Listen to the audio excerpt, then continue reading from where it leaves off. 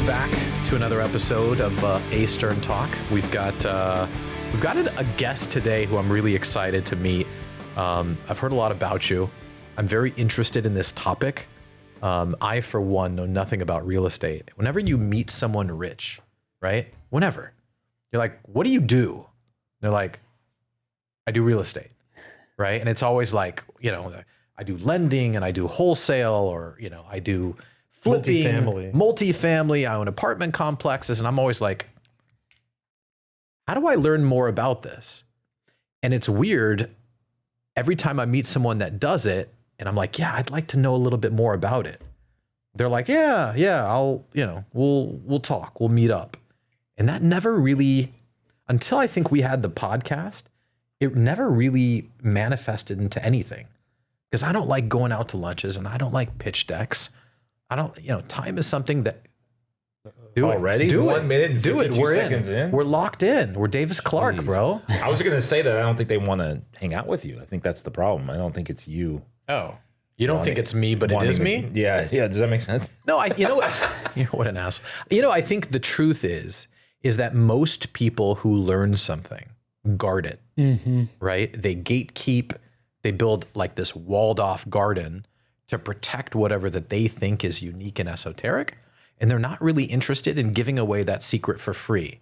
And I think with the advent of Instagram and its connection with ManyChat, right? You build this automation where if you're trying to sell something or give away value, like I'm always telling you to do on your Instagram, but you never take that advice, which is like, type scale in the comments below and I'll send you my free, whatever. Blueprint. Yeah, perfect. I'll send you my free blueprint. And now you see these Instagram influencers and their respective sort of corners of the ether offering up value, delivering value. And I think, my generation, right? And I'm only speaking to what I know, but my generation is always a generation. It's like, I know something, I'm going to protect my wealth because I'm always afraid of giving it away for free and then having somebody fleece me. Like, oh, I'd like to, I'm really interested in, remember we were having this chat about, I wanted to buy this storage unit, storage facility. And Josh was like, yeah, let's do it. But I don't want to talk about it to anyone because I don't want it to fall out of escrow. Right. And so I don't know if that's the strategery of business with respect to real estate, or it's more of just this old school mentality that we have of gatekeeping and guarding what we have. I can see with your generation, it doesn't seem to be like that. You're willing to come on the podcast and talk about something that you understand, that you've scaled, and that you want to share to kind of build this greater community. And who you really remind me of after reviewing your Instagram is Pace Morby. Are you familiar with Pace? I am. Yeah. Thank you. That's an honor. Yeah. He's a good dude, right? We met Pace at Dan Fleischman's ranch during his 100 million mastermind. Oh, wow. And Pace was the most approachable, genuine human being involved or domiciled within real estate that I think I had ever met before, right? There was no Besides me? Jeez, I'm right here, dude. Yeah. But didn't it seem like that, Dean? I think Pace was probably one of the most approachable, most normal people with the biggest audience that we've ever met. But do you think it's weird how when you meet someone like that and they don't put up a wall, right? I don't know if it's not a wall. I think he just didn't put up an affect. There's nothing fake about it, right? Maybe he wasn't pretending. I mean, just he's like, here's my cell phone. Yeah. Which again, right? It's a testament to this newer generation, which is I'm approachable. Connect with me, right? How can I deliver value to you? It's very different, I feel like. It's very rare. Yeah. Right. And so because it's so rare, we really appreciated it in being able to interact with them. Yeah. Okay. Right. So we're kind of bringing it full circle and kind of closing the loop on who our guests. You talked about gatekeeping in real estate. Right. I think gatekeeping in real estate, and maybe you agree or disagree, but I think it's an indication of smallness. Talk to me about that. Because the bigger the real estate deal, the more people are eager to network and create an investment pool and a pool of sort of like-minded people that are going to help them get to their bigger goal. And the smaller the deal, maybe that's where the gatekeeping takes place because you're afraid of someone stealing something. Yeah. when you're buying a 100 or 200 or 1,000 unit building, right, you're looking for people to help you. True. And Well, not who's this looking guy? gatekeep. Who's that guy? Yeah, kind of brings us full circle, right? Which is like, I don't even know this guy. Yeah. What does he work on, right? Yeah. Are we talking about bigness? Are we talking about smallness? Are we talking about some mediumness, maybe? but like when I see your social media and when I meet you in person, it reminds me of this gentleman who I met, right? Which is Pace Morby, who doesn't gatekeep, doesn't have this walled garden, wants to share what he knows, and is eager to build a network. Absolutely. Right. And so that sort of brings us full circle to who our guest is today, which is Chris Luna, the king of ADUs. We always give monikers to people. Kevin M, real estate prophet. Is that why he's wearing a hat? That's like the crown. Oh, okay. Yeah, I don't know. Are you self-proclaimed king, or did you name him that? I just named him the king of ADUs. Okay. I've had people call me the king of ADUs. Let's go. I'll take it. Let's roll with it. Yeah, the king of ADUs. Do we get a crown, Tyler? Hey, Tyler, do me a favor real the quick. thumbnail for sure. Check I like that. Check Instagram, see if that profile is available. You just got yourself an Instagram, a website, There you go. a new business. King of ADUs. King of ADUs. A Yeah. little crown graphic in there. Yeah. That would be pretty cool. Pace has got the Gator community, Yeah, with right? the gator. With the Gator. Got the peace sign. It's open. Wow. Okay. All right. Well, There you you're go. going to take it. Okay. You're going to take it. That's your homework for today. love Build it. another Instagram profile. Done deal. So what we like to do on the Stern Talk episodes, we'd like to give you guys the floor.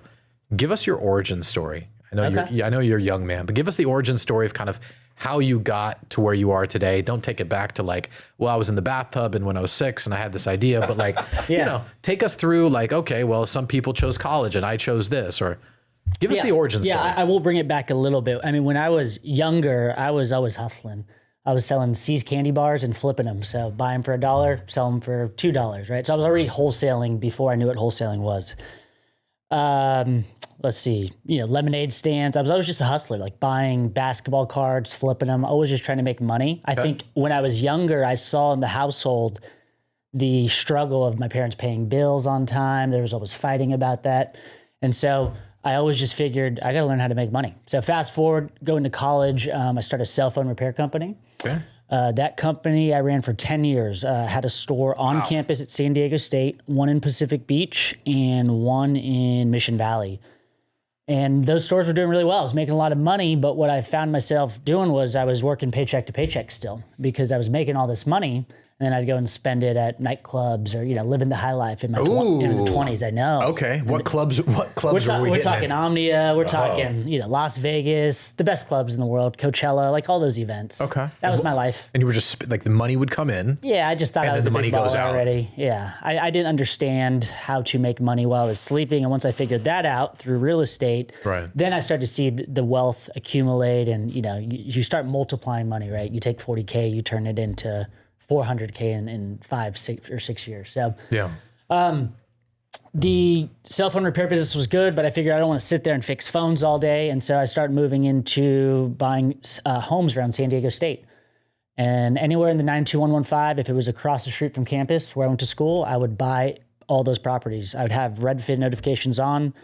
I would try and get those into escrow the second they'd hit or prior them hitting the market. If a for sale sign would go up, I'd call the agent and try and buy it. And I started one house at a time, partnering with friends and family, and slowly traded up into multifamily development deals, which is the stage I'm in now.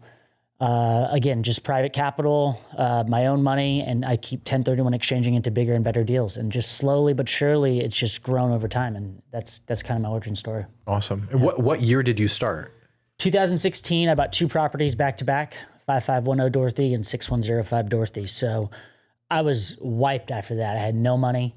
I was actually a little nervous. I think I did like a private money loan for like $19,000. I had $20,000 saved up. I took my 40K and I bought my first property. Then I had no money and I was like, what am I gonna do? So I waited a few years, and then 2019 when I got my real estate license, that's when everything really took off. So 3 years later. Yeah. So what did you do sitting on these 2 properties on Dorothy, you said? Dorothy, yeah. So what do you do for 3 years? You're sitting on these properties. Are they rented out? Yeah, mortgage is $2,700, probably renting them out for like $6,000. So we're cash flowing $3,000 a month per property. And the ADUs that wasn't a thing yet. It wasn't until like 2018, 19 where we start hearing about it. Right. We call it the Wild West back then. We had no idea what was going on. Like the city didn't know what was going on. My architect was confused. I was just trying to figure it out. Yeah. And so 2019, we start getting plans approved, 3 or 4 months. We'd build these things in another 3 or 4 months, rent them out.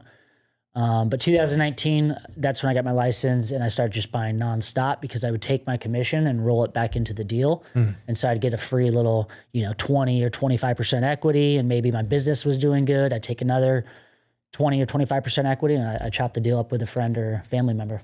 And how did you have this idea to do it close to school? Was the idea that you understood the lay of the land surrounding SDSU and how in perpetuity kids would need space to live, and it was sort of like, take me through that real quick. Yeah, so I look for barriers to entry. Okay. And so you have the Highway 8. I think we were just talking about this. You have Del Cerro. Students don't want to live north of the Highway 8. They want to walk to campus. So you have the Highway 8 as a barrier to entry. And down Montezuma, it's either left or right. There's not many places to live. And what we identified, I remember when I went to school, I didn't necessarily want to be in an apartment complex. I want to be with 5 or 6 of my best friends in a home so we can just have that college experience, right? Have people over. Throw parties. Throw parties, Yeah. of course. It's kind of hard to like wedge, shoehorn 30 girls into an apartment, right? Mm-hmm. Yep, not happening. No, but it's a lot easier to, what's that? Get one. What are you, 30? How'd you get to 30? Jeez. Yeah. So, but that's because, you want to charge people at the door, right? yeah. But the ADU idea sounds amazing. What's the sort of generative story behind the ADU idea? Yeah, so when we started, it was build one ADU in a backyard. 1,200 square feet is the max you can build. And with student rentals, you rent by the bedroom. So I'm renting these things out for $1,200 a bedroom. That's a $4,800 increase in rent as long as I get this thing built and rented to students. How many rooms can you fit in an ADU? A four bed, 2 bath, a little tight. But for students, it works. Yeah. So if it was like a family neighborhood, I'd probably do like a 3 bed, 2 bath and 1,200 square feet. Yeah. Help us imagine what this looks like. So you've got a home on a fairly small lot. Maybe it's 6,000-7,000 square feet. Yeah, 5,000 to 7,000. Okay, and so where does the ADU fit? So what I'm looking for is a house slammed all the way to the front setback. A setback is basically where the cars park, right? You can't build into that. You have the house in the front, and then you just have a big backyard space right behind it. Wherever you can fit it so that you're not building into the setback is where we would fit them. The floor plate on it is 30 by 20, so that's 600 square feet on the bottom, 600 on the top. So it'd be 2 stories. Oh, this is a 2-story ADU. That's genius. Yeah. Mm-hmm. So that's the student housing play. Works very well. What has happened in the San Diego State market is prices have increased so much. I was buying these things for $550,000 to $700,000, $800,000. Now people are sending me deals and they're in the millions, so they don't pencil out as well. Still money to be made there, but I've just grown up into what we call the bonus ADU program, where as opposed to building one ADU, I'll go and build 15 to 20 on a multifamily zone property in San Diego. And so now you get into the multifamily development space using ADU city code. And so that's kind of the loophole and what we're working on right now these days. Amazing. I mean, You just said a lot, and I think you lost half. You lost. Did anybody else feel lost? well, I mean, I want to understand, like, what's the price per square foot to build one of these things? Yeah. Does it feel like a normal apartment? Yeah, is it like $400 a square foot to build? No, if you're going 3 stories on these multifamily developments, we're about $305. It is for 2 stories, probably like $230, $235. Those are what my contractors. Why is it so cheap? I don't know. How do you do that? Container? I've been using. We invite these people from El Salvador, and they come here for 3 months, and then they build it, and we send them Check home. this out. When I started building them in the beginning, it was They stay. Okay. $180,000 to build a 1,200 square footer back in the day. That was like below $200 a foot. Oh my God. Why? I've single-handedly missed out on everything. I've missed the mortgage boom. I've missed the Airbnb boom. I've missed the e-com drop shipping boom. Now I'm finding out, thanks to Chris Luna, I've missed the ADU boom. You haven't missed it. We're just getting started. Okay. Yeah. So are you coming to my neighborhood? Because because I would love to see a 3-story ADU right next door. So for me, this is like a NIMBY thing, right? This Not in sounds my amazing. not in Let's my do backyard. it. Just not in my backyard. Yeah. Because if it's in my backyard, a couple of guys named Boris and Ivan are coming over to your house, and they're gonna have a conversation with you about the This is ADUs that you're you know building. what? This is so funny. It reminds me of that thing I saw on TikTok or Instagram, the squatter guy. Where like if you have squatters at your place, yeah. what was He'll that take guy's? care of 'em. I want to drop that guy's info down below. I forget what it's called. in the but LA Times, yeah. he brings his crew of squatters to squat on top of the squatters that are squatting in your spot. No way. Yeah, just, compete for the squatting yeah, space. like you just the squatters walk in, they're like, "What the hell are you doing here?" He's like, "What are you doing here?" Yeah, but I'm guessing what I'm bringing up is not unique, right? This is part of the. It's part of the game. Part of I the mean, challenge. someone just commented on my post the other day, like, stop ruining our neighborhoods. I get it from time to time. And it's part of the game. I mean, San Diego needs 9,000 units, I think by 2029. They're at like 1,000 right now or something like that. And so they're pro-development. They're all for this. And we're just utilizing code to A, make money and also solve it's not solving the housing crisis, but we're definitely making an impact if we can provide units. So, do you liken yourself to kind of like this ADU Robin Hood, or is it more nefarious than that? That was a good one. Yeah? I like to come up with stuff on the fly. That That's was why good. people like me. That was good. Few. Several. More than two. More than two. I appreciate that. Like, how do you, like, when people ask what you do you start out by saying, well, you know, we've got a housing crisis in San Diego, and then you kind of go into your shtick, which you've lost us all on anyway. I don't even know what he said. I couldn't even repeat it. Usually I can repeat things like a parrot. But like, you know, how do you stack a bunch of containers in a backyard? Did you not hear that part? No, they're not And containers. then you invite students to live in them. Are they No, containers? it's ground up construction. Yeah. Just kidding. Yeah. God, how rude, Dean. So anyway, they're containers. No, I'm just kidding. No, I think there is a guy who's using containers. I think to so. Build, I think it's doable. Yeah. to build doable. multifamily housing in Barrio Logan. Yeah. He's doing an amazing The stuff. problem with those is you're just not going to get the value on the property. Yeah. It needs to be fixed to the land to get the loan you're going to want on it, so that you essentially have no money in the deal. Yeah.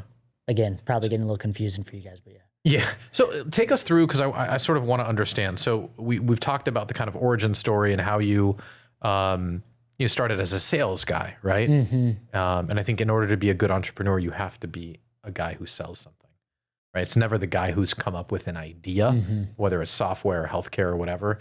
We talked about this on an earlier podcast yesterday, which is like, you know, the people who make money in life are the people who are willing to like put their foot through the threshold of the door, force the door open and be like, here's what I'm selling. And so you've taken us through kind of the origin story. You've told us a little bit, albeit it's kind of over my head confusing, about what you do.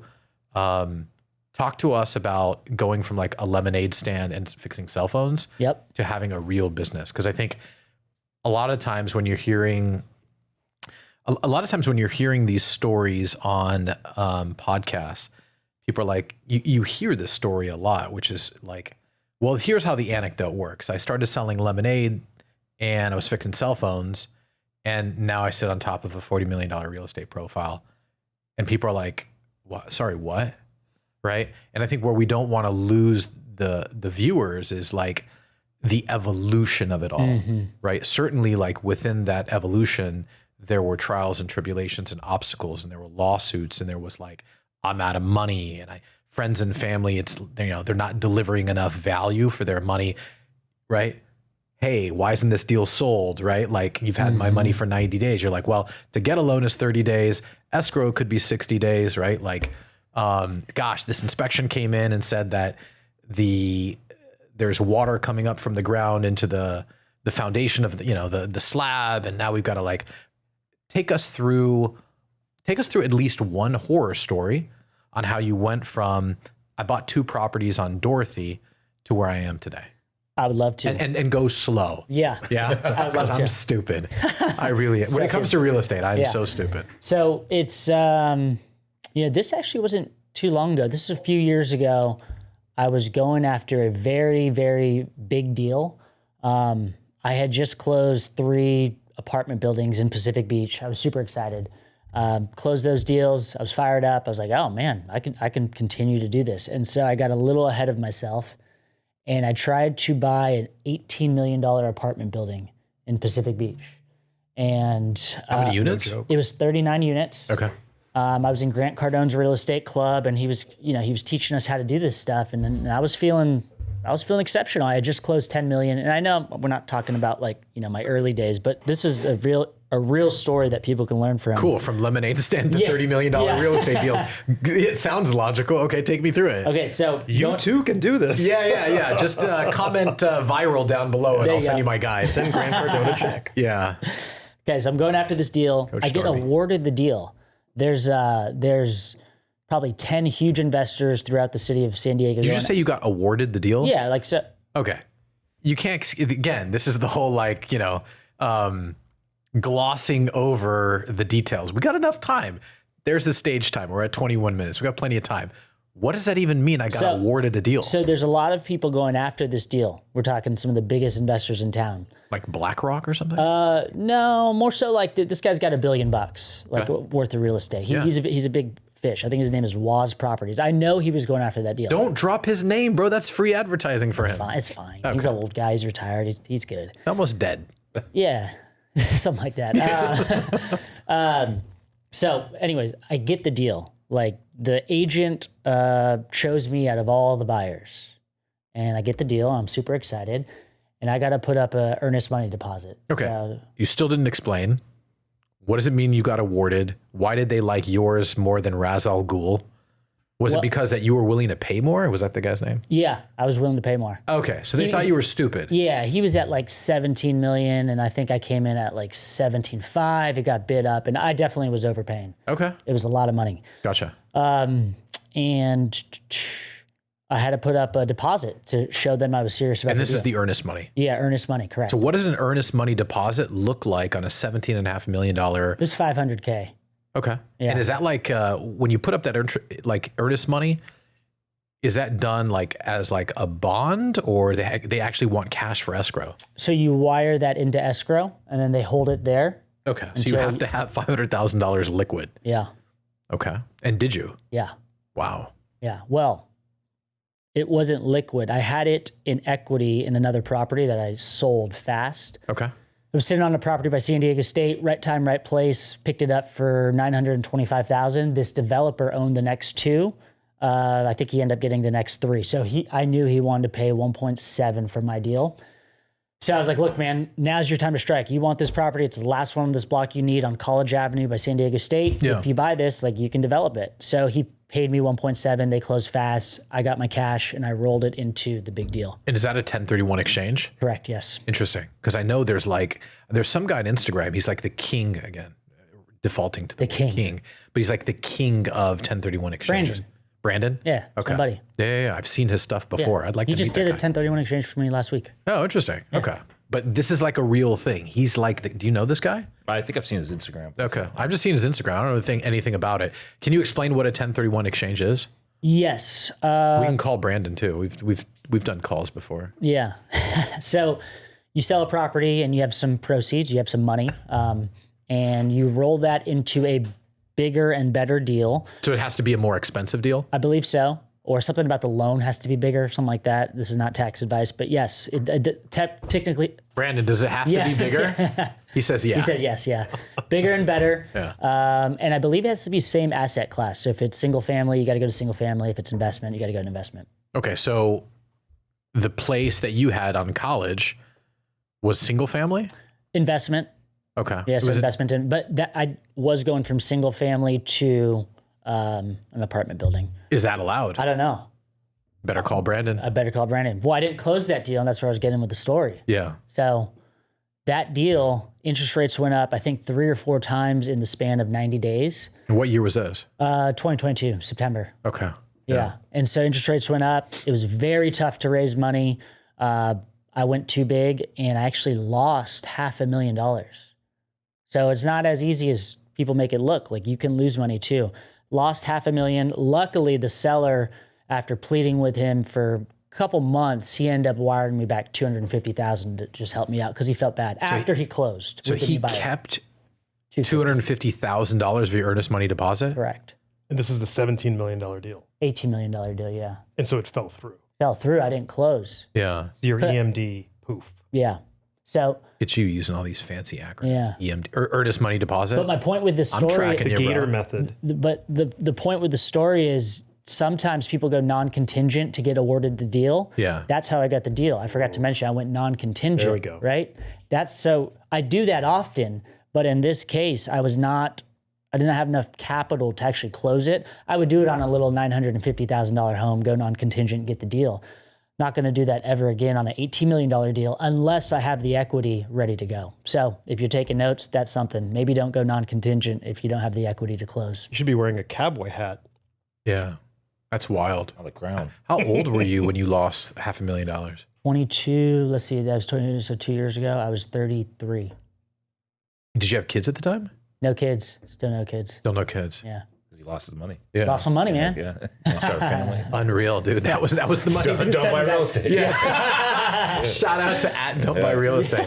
What a great handle. And would this deal have been in the ADU world, or was this kind of unrelated? There were some garage and parking spaces. Full circle, 2 years later, there's a silver lining to every story. I thought you were going to say full circle, lost another $500,000 Today. Yeah. That's why I'm here. Yeah. So full circle, I lose the 500, which becomes 250. He gives me 250 back. I'm good with that. I move on. Sounded like a 2-bit fucking pirate, if you ask. Okay. Yeah. So, he gets me the money back, and I'm like, well, I don't want anyone else to make the same mistake. Let's start using social media. Let's pull back the curtain, like we were talking about earlier, and show people what to do and what not to do. Yeah. That led to using social media a lot, quite a bit. And that started a coaching program, backyardbillionaire.com. Shameless plug. No. Plug all day long, dude. So there we teach people in a group mentorship in a Zoom setting how to underwrite deals, how to find deals, deal, debt, and equity. Basically, in layman's terms, how to close a deal. And what does it cost to be a member of the community? We charge $5,000. That's 2 Zoom calls per week. That is the video course, or people can do it themselves and just do the video course. Yeah. And that's $2,000. The video stuff, do you use Lightspeed? What do you use? No, but I know Brad Lee, that's like him, right? His Lightspeed. platform, yeah. I use School right now. It's been good. Hormones. Dude, shots fired, bro. Well, listen, shout out to Brad Lee, who I think not only is a friend, but runs a better platform, which is Lightspeed. The difference, I think, between School, which, these are all LMSs. The difference, as I understand it, in LMSs between, let's say, a School or Teachable versus Lightspeed is the ability to make decisions within the platform, right? So it's like, you watch a video and then it asks you questions, you answer it, and then based upon your answer, it takes you to another video. And I think that is a way of really firming up and engendering a better form of understanding with your students, right? As opposed to just, all right, well, this is the next video, right? So it's not necessarily a choose your own adventure, but it's more of like a more holistic way of teaching to ensure that the topics that you're covering in the videos are actually being memorialized, right, by the actual user. Yeah. To the extent that they've watched it, they've understood it, and now maybe like the mentee can actually teach the topic, right? They're so well versed in it. Yeah. And that's why I'm here as an affiliate for. But shout out to Bradley. I love Lightspeed. I think it's a tremendous platform. I don't know Alex Hormozy. I don't get paid by Alex Hormozy to promote anything. So, but Brad's a friend. Very large muscles. Yeah. His wife? Okay. And we're back. And on that bombshell. And we're back. Yeah. Trevor, can we get some bombs, please? Tyler. I said Trevor? Who's Trevor? Tyler. That's my pickleball buddy, Trevor. Oh, is that what it was? You put that in my head? All right, so we came full circle. We've got backyardbillionaire.com. Yep. Which is $5,000. You get access to 2 Zoom calls per week. Yep. You have access to all the Underwriting tools, calculators, anything you need to do deals. Yeah. There are students doing deals in that community today, so it's been great. Yeah. But the full circle moment was, the social media led to the coaching program, but I ended up doing deals with some of my students, and I just closed 2 deals on like that pace. same street, Grand Avenue. over the last 2 or 3 weeks. So that's the full circle moment, was to close. Basically what we can build there is 20 units and then 9. So essentially 29 units up the street closer to the beach than the original $18 million deal I didn't close. Oh, That's the full circle moment. let's fucking go. And when you say build units, are you talking about ADUs? Or you're talking about fresh sort of multifamily? Yeah. So you guys asked that earlier, when people ask what I do, how do I describe this? And so I don't really consider it, a lot of people want me to lean into this whole ADU development thing. That's great. But what I see myself actually is a multifamily developer building 2 to 3 stories high, anywhere from 10 to 15, maybe 20 units based on the best zoning possible in San Diego. So I just look for the zoning. And if I have the right zoning, I know I don't have to jump through all these hoops. I can just go and build it by right. Yeah, and I just want to make sure the audience understands. Again, are we going back to a single family residence that we're buying that has, I forget how you described it, but it's very close to the street with a large backyard that we can then enhance? Or are we talking about a fresh build? This is just land that we're going to... Yeah, I'll show you 2 options. On Grand Avenue, for instance, one was just a piece of land. Nothing was on it. The zoning was RM25. What that allowed me to build on that property was anywhere from 15 to 20 units, ground up construction. The other deal I closed on Grand Avenue was a single family home in the front and then a duplex in the backyard, so a 3 unit. And then so I'm adding 6 units in the center part, kind of like what we were talking about, setback in the front. So, house in the front, duplex in the back, build 6 units, 3 stories high at the beach. So a lot of different plays here. I look to see, apples to apples, which makes sense. But usually I'm looking for big lots on single family homes on big lots, or like 2 to 3 units on a multifamily zone property. Can we circle back on the community aspect? Yeah, it was super interesting. Yeah, that was really interesting. So it's backyardbillionaires.com. And we talked about sort of what you get. You said Zooms. Are there meetups? Like, do you own a website like follow chrisjluna.com and it just shows like the users like where are all the meetups and it like a schedule so they can like... Yeah, I have school, and like the school has the calendar. We do a meetup.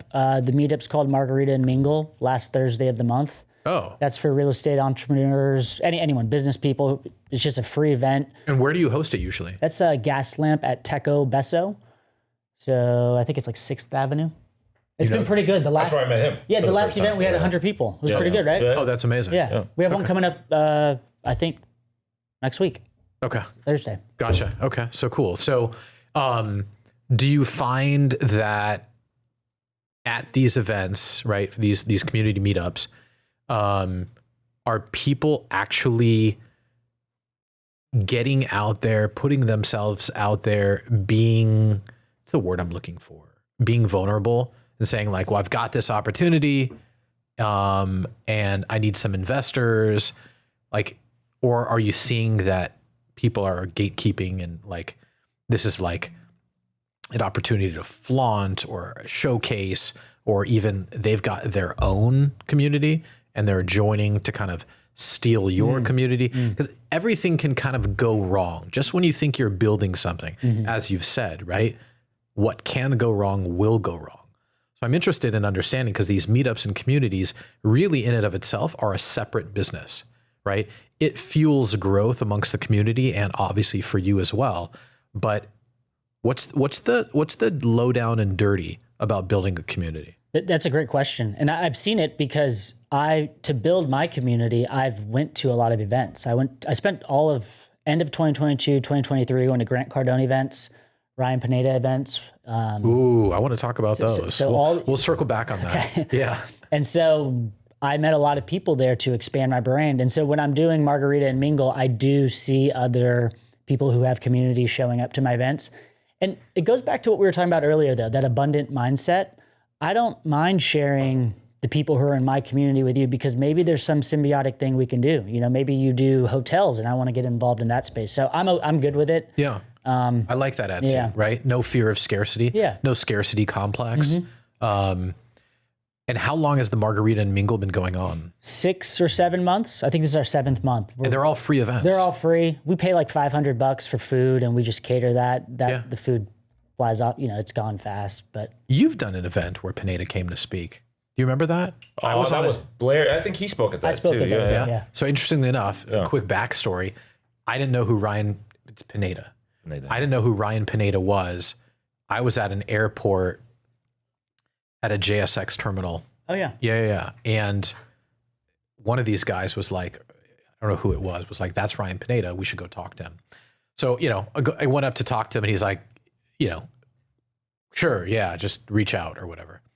And then funny enough, he was flying from Vegas to San Diego to do some speaking event. I think that's where That's guys. where we spoke. Yeah. Yeah. That's very cool. So, insofar as growing the brand, would you say that it's essential to have this community? Has it become a headache or is it a gift? I'll give you it's very an easy out. It's very fulfilling to pour into people for an hour. Because early on, does it feed an ego or is it feeding an end? Good question. I thought maybe it could be an ego thing, but no, I think that not a vanity play. No, not at all. I think this is what I've learned from it. When I started buying deals, like I was telling you guys in 2016, I had like 15 different investors. It's kind of a headache to text this guy, email him. It's just a lot going on. So now what I do is I hop on a Zoom call and some of my current investors hop on that same Zoom call and I'm transparent. So people trust people who are transparent and I lay everything out. Like, what am I doing? I'm doing this deal. I'm doing that deal. So now my investors have an opportunity to get basically coaching, but they just hop on the calls and I tell them what we're doing. So a way for me to, instead of saying something and explaining it to all 15 investors, if they just show up to that call, I can be coaching and say something once and have that same impact. So it's a way to scale what I'm doing. So are you opening up your network of investors to other people within the backyardbillionaire.com community? Yeah. Oh, wow. Trying to do deals so with. That's a huge resource, right? Because a lot of people want to join a community, right? And a lot of times I feel like there's like disappointment. Like they join and really what's going on, we've seen this before. Don't you wink at me. Are you winking? No, he's not winking. But you join a community and what you end up getting is some secretary procured a Chat GPT script. And that's what you're getting on this weekly call, right? But I'm finding out that there are some great leaders with communities, right? And they're opening up their network that they've built, of trusted whatever, marketers, investors, et cetera. They're opening it up to the community and the community is finding tremendous value, not just in what you're saying, but sort of who you're bringing to the table. That's Dan Fleischman, right? With his Money Mondays group, that's what he does. Like he brings in I think it's 4 calls a month and it's on Fridays or something at 4:00. And I think one of the most interesting parts about what he does and what Chris does, right, is they bring in influencers on these calls, right? These influencers, investors, C-suite type folks who can not only that you can not only relate to, but you can also tap, right? Because, in building a network, right? Sure, everyone needs anecdotes, right? To kind of like, this is how I made money, this is how I lost money, right? But also it's like a resource is what's needed. So you talked really quick about investors and how you bring the investors within the community on these Zoom calls. Can you tell us a little bit about how you built this network of investors? Because I think a lot of people who are going to watch are going to be like, okay, well, he explained sort of how he went from lemonade stands to bidding on a $18 million property. But what he didn't say was like, what he just like let his fingers do the walking and like he just typed in real estate, like hard money investors into Google. Can you walk us through that real quick? To put some context behind it, please. We're talking about, if we're talking about 10 or 15 investors, we're talking about $1.5 million property. I think everyone can understand why a community might be helpful because you've got people that might want to put in $10,000, $25,000, $50,000. And when we're talking about a $17 million purchase and we're talking about even 25 or 30 investors, We're talking about a whole different accredited investor enchilada that you are going to have to raise at a much different level, right? Where you're describing some of this as kind of coaching the investors. I'm guessing at that level, the investors are probably coaching you. They're very sophisticated at that level. Yeah, and so we'd love to kind of hear about both scenarios. Yeah, Please. Yeah. So early on, a lot of my business partners early on were my fraternity brothers. So I was in community. Shout out to Sigma Alpha Epsilon. SAE? Yeah. Let's go, dude. Yeah. That's awesome. Yeah. Yeah. I wasn't an SAE. Oh. You were in a fraternity that has generated, I think, the third most billionaires. I was. Which one was that? Sigma Alpha Mu. Sammy. Yeah. Okay. So we had SAE on campus. I went to UCSD. Okay. But SAE had gotten kicked off campus. Yeah. So even if I wanted to, I don't think I could have joined SAE. Sammy's claim to fame is Steve Wynn.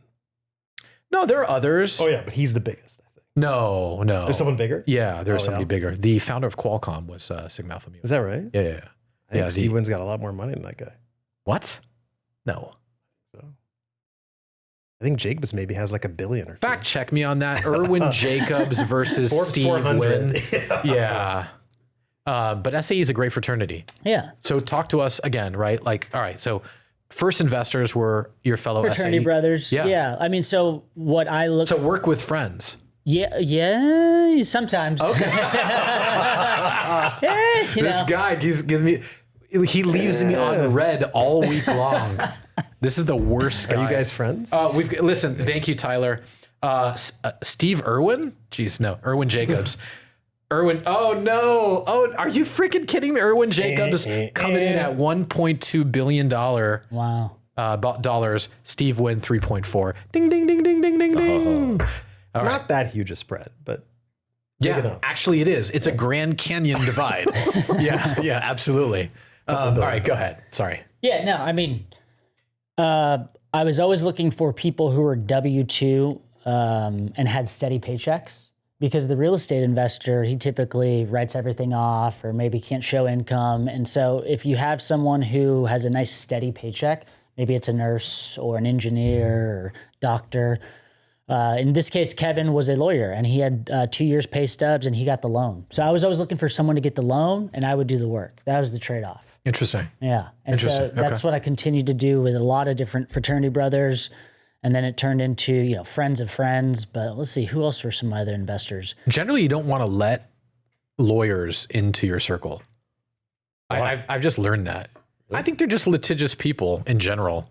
But that's awesome that you have found, a different strategy, which kind of goes to show you that. I mean, if you do one deal well with someone, like me and Kevin, I think we probably did 5 or 6 deals. I'm pretty sure I probably made him a millionaire through real estate, and he was pretty hands off for him. He was up in the Bay Area. Yeah. He brought in his other buddy who was a lawyer, and we bought a few deals together. Nice. Again, probably so. And Chris, just to clarify, when the lawyer is investing with you and sounds like he's taking the loan on, is this guy looking for long-term income, or is he looking for appreciation to get out of the deal and you guys are looking to make some money? I think those high income earners who are pulling in, let's call it $200K a year, they're looking for the depreciation. So they want to offset their earned income at their day job so that he doesn't pay taxes on $200K. He wants to pay taxes on, $50K.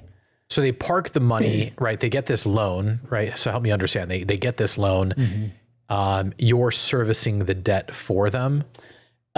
The tenants, let's see, on a particular property, the tenants would pay $7,200 in rent. We'd have a mortgage of $3,000. Yeah. So the tenants would service the debt, and then we would keep the cash flow or just let the account build. Okay. And your pitch to them is, we're going to 1031 the heck out of this thing, and we're going to be long-term investor partners. I would say early on, I was telling people we're in it for the long haul. Sorry, I'm calling Brandon. Yeah, there you go. I do have a long-term mindset, but what I've found myself doing is I commit to deals, and then it's a situation like where I sold the property on College Avenue. I didn't want to sell, but I took that money so I can roll it into the big deal. And so I often find myself calling Brandon, hey, I got a 1031 exchange. Absolutely. I don't want to, but I get forced in these corners. And maybe that's something I just got to learn to do, is take on less and just grow slowly and keep the properties and cash out, refinance, and just borrow against them when rates are down. I've got another question. Yeah. This kind of goes back sort of full circle, the Pace Morby thing.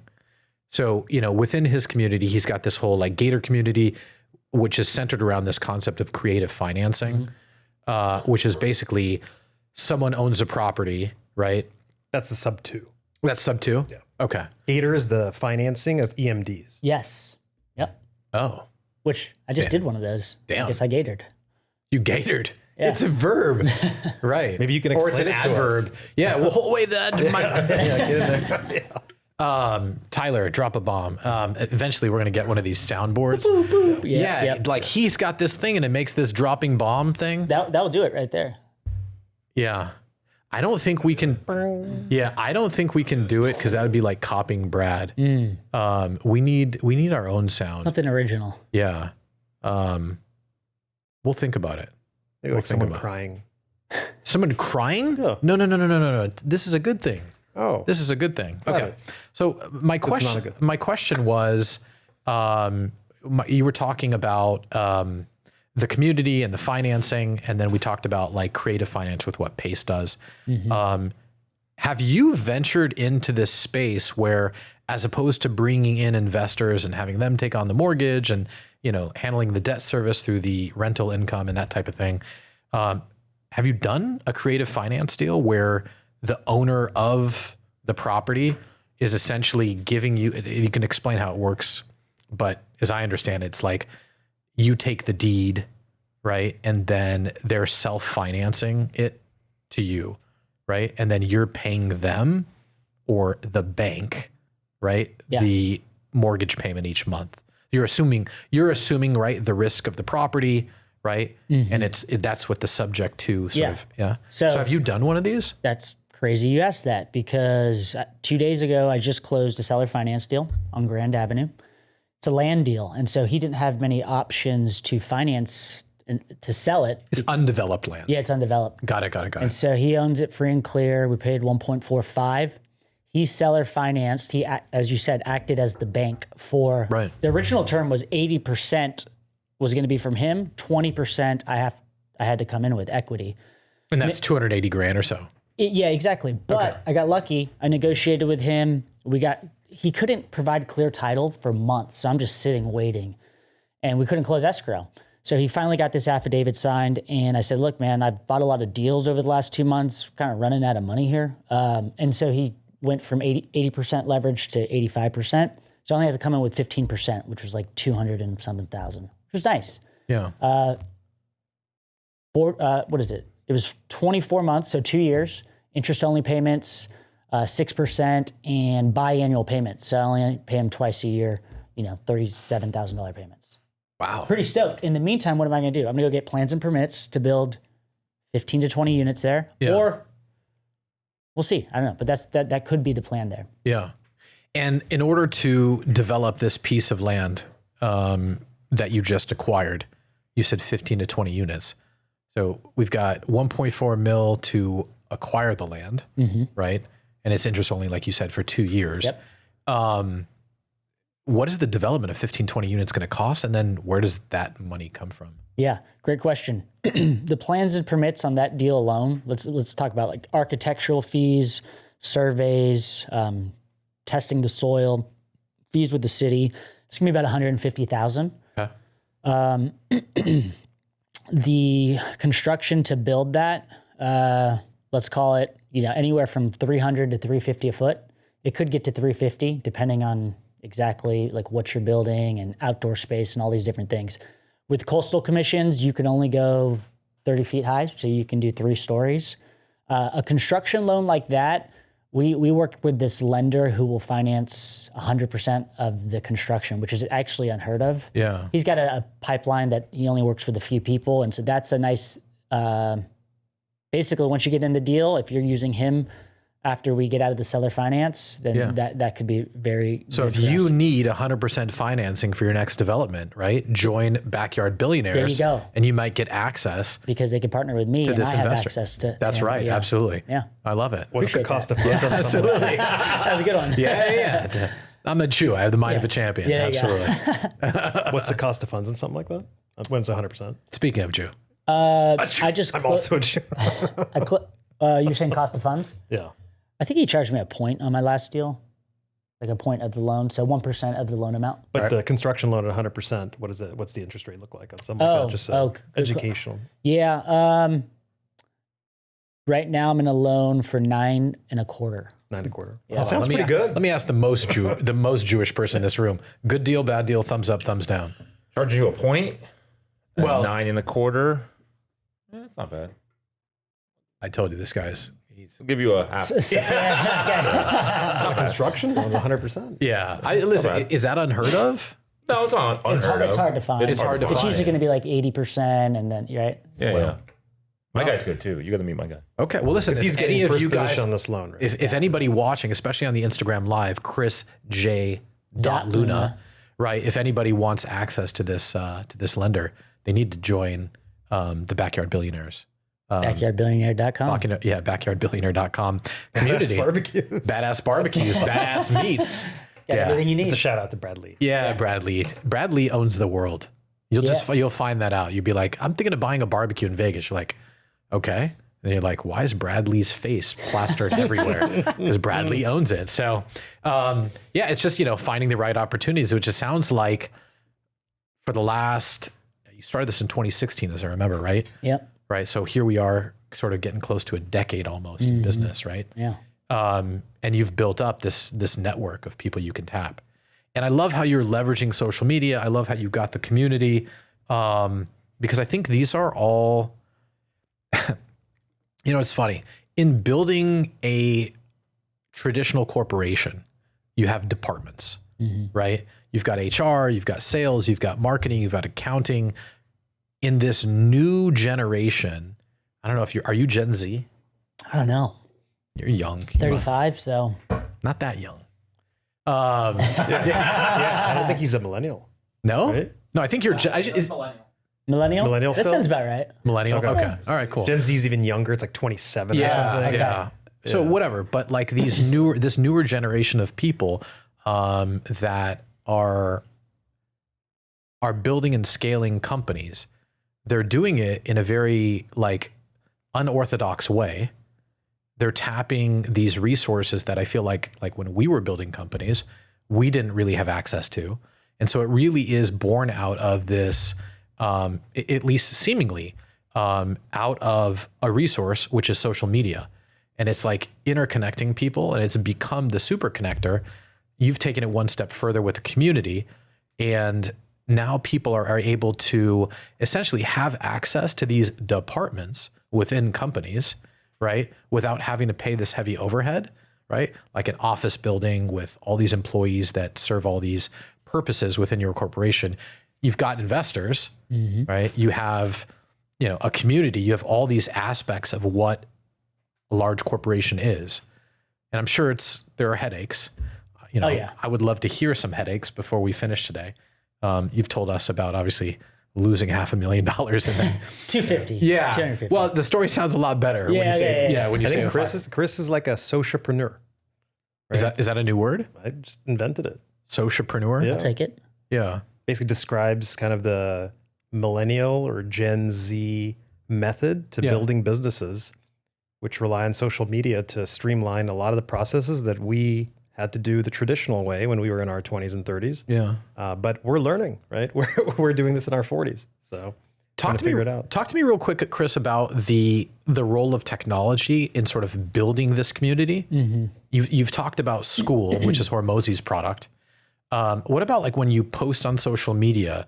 Like, are you this guy, right? Who I think is a brilliant social media. I want to say this right. I think the secret to the universe is knowing the true names of things. I think he's a pioneer in the type of content that he has on social media. And he always says, well, I only will post if I think I can deliver value, right? So talk to us about how technology through these apps or through social media has helped deliver value to the people in your community or even prospective people that may join the community. Yeah. So I read through a lot of other real estate, influencers posts, maybe Pace Mortgage, right? And I'll see what people are commenting and what people are asking. And then I'll literally act like I'm talking to that person. I'll answer his question, whether that's on my broadcast channel on Instagram. I give a lot of free tips there. Yeah. Or if I pop on my story real quick, or I'm leaving a caption, I'm just just giving, like what we started the show off with, just pulling the layers back, peeling the curtains back, and just telling people how to do this. Because when I was kind of learning the game, people were really quiet about what they're doing. And I just always wanted to like share it with a lot of people. So Yeah. Do you have things like guides and blueprints and like, do you ever find yourself like, well, hey, listen, this is a spreadsheet that I use in order to calculate whether or not this is going to be a good investment. So in the comments, write like spreadsheet and I'll send you free access to my Google Sheet that I use. Do you ever do stuff like that? I think I have, but I need to lean into it more. We have a ADU blueprint, development blueprint that people just type in their email and we send that to them. So that's helpful, and it's a way to build email lists. So then when I go live or I have a podcast drop, I can retarget and push that content out. That's something I'm working on, like developing the systems, kind of like how you guys have everything like set up here. I'm Shout out to Tyler. Shout out to Lev. I got to turn the content into like a business. Really. Right. Yeah. And that's like the toughest part, right? I think that's where you are, right? He does flips. He invests in real estate, even though his social handle is Don't Buy Real Estate. He's got a fund, right? But now I think what he's starting to realize is that like he's wearing too many hats. And so now is like that pivotal inflection moment, right? Where you start to realize that you can't do everything. Yeah. And so you have to start hiring, right? So is that where you're at in your life? Or, are you managing your own social media? Yeah. Well, I had Brandon doing it for me for a while, and yeah, I post a lot of my own stuff, and I feel like it's helped me connect with my audience more when they see something that's from me, and it's not just like, someone from the Philippines chopped up what I said and then added it into. Shout out to the Philippines. Yeah. Absolutely. Well, I'm half Filipino, so I love the Philippines. You get it. Yeah. But you want to deliver value. Yeah. And the best value comes from those who build their personal brand. You've got to be the face of it. Yeah. But the automation, the technology component, that's what I want to understand, which is like a course, right? Which I think is the next frontier for you. We've talked about this. We had dinner with, Robert Croak. I don't know. No, look him up. Shout out to Robert Croak. I think it's at Robert Croak. He was in LA filming a course, and it was 2 days back to back, 10 hours each day of filming for his course. But again, right, you can't accomplish these large format, sort of aspirational projects, right, without support. So talk to us about what the next stage of Chris Luna looks like. Where it's like, all right, I'm doing all my social media. That's fine, right? You're the face of it and you should. You also do all your social media, but you have help, right? Shout out to Rolo. What is that? Yeah. The next stage, right? In the evolution. What does that look like? I think people are yearning for like raw behind the scenes. What we saw on social media was a lot of like info and knowledge and like, this is how you do this. This is how you do that. A lot of people like teaching. And I actually think people want to see that like that vlog style, Gary Vee style, behind the scenes, someone kind of following me around. Like I would hire someone to follow me all day and be chopping up my life and just show me. And then people are going to connect. They're going to connect with me drinking Celsius, with the fact that I have a Rolex, with the car, whatever I have, family man. And if I show people all sides of me, the good, the bad, the ugly, I think that's how you become a Brad Lee, for instance. Interesting. We have this new project that we're launching called Buy the Flip. And we're going to be following real estate investors and developers. Nice. And it's one project per episode. So if that's something of interest to you, reach out to Josh. We bring the crew. It's of no cost to you. We'll do the whole production. Usually what we do is like, we'll film, the beginnings of the project in one day, follow up sort of middle of the project, and then right, once it's ready, right, we'll do another day of that sounds great. Yeah. So reach out to Josh. Shout out to Josh, Don't Buy Real Estate. I love how he tells everybody not to buy real estate. So he can buy it all. Smart dude. Smart. We're at an hour, which I think is like the perfect amount of time to get that initial sort of sample of who you are. Any other questions? Are we good? Okay. I think we did fantastic. I think you did remarkably. Appreciate that. Thank you for being here. Josh, thank you for inviting him. But yeah, Chris J. Luna is the social handle. And then obviously his company or his community is backyardbillionaire.com. Yep. Backyardbillionaire.com. Yep. So join if you're serious and you're looking to buy real estate, you're looking to invest in real estate, you want access to resources and investors. Chris is a great dude. Shout out to Chris Luna for being here today. That's a wrap. Awesome. Thanks for having me on the show. Appreciate you guys. Absolutely. Adios. Bye, guys.